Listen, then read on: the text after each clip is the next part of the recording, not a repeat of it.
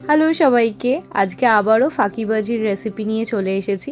আমি বাড়িতে যেভাবে মালাই চিকেন বানাই সেই রেসিপি তোমাদের সাথে তুলে ধরছি। প্রথমে চিকেনটা আমি ম্যারিনেট করে রেখে দিয়েছিলাম। ম্যারিনেশনে দিয়েছিলাম ফ্রেশ ক্রিম, টক দই, আদা রসুন বাটা, লঙ্কা বাটা, সামরিচ গুঁড়ো, স্বাদ মতন নুন আর চিনি, আর দিয়েছিলাম কাজু বাটা। 1 ঘন্টা মতন ম্যারিনেট করে রাখলেই হবে। তারপর কড়াই গরম করে একটু সাদা তেল আর ঘি ইউজ করেছিলাম। আমি অনেকটাই কম ঘি আর সাদা তেল দিয়েছিলাম, তোমরা এর থেকে একটু বেশিও দিতে পারো।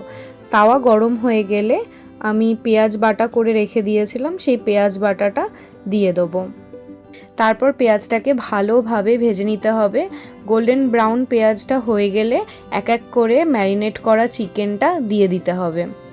আচ্ছা, আমার এরকম ফাঁকিবাজি রান্নার রেসিপি তোমাদের কেমন লাগছে অবশ্যই কিন্তু কমেন্ট করে জানাতে ভুলো না।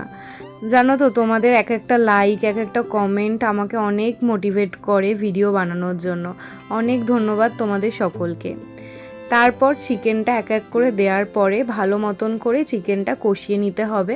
আর দেখো, আমি 4টে লঙ্কা দিয়েছি। তোমরা ঝাল একটু বেশি খেলে লঙ্কা দিতেই পারো, বাট এই রান্নাটা না একটু মিষ্টি মিষ্টি হয় আর কি।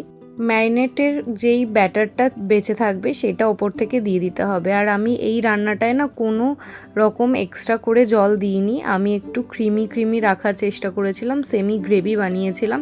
তারপর আবার ঢাকনা বন্ধ করে ভালো মতন করে চিকেনটাকে সিদ্ধ করে নিতে হবে। তোমরা এই মালাই চিকেনের রেসিপিটা অবশ্যই বাড়িতে ট্রাই করে আমাকে কিন্তু কমেন্ট করতে ভুলো না।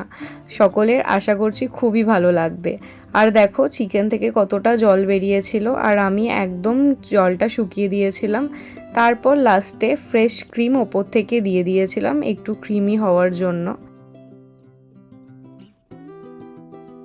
একটু সাজানোর জন্য ওপর থেকে ধনেপাতা দিয়ে দিয়েছিলাম। এটা অপশনাল, তোমরা দিতেও পারো, নাও দিতে পারো।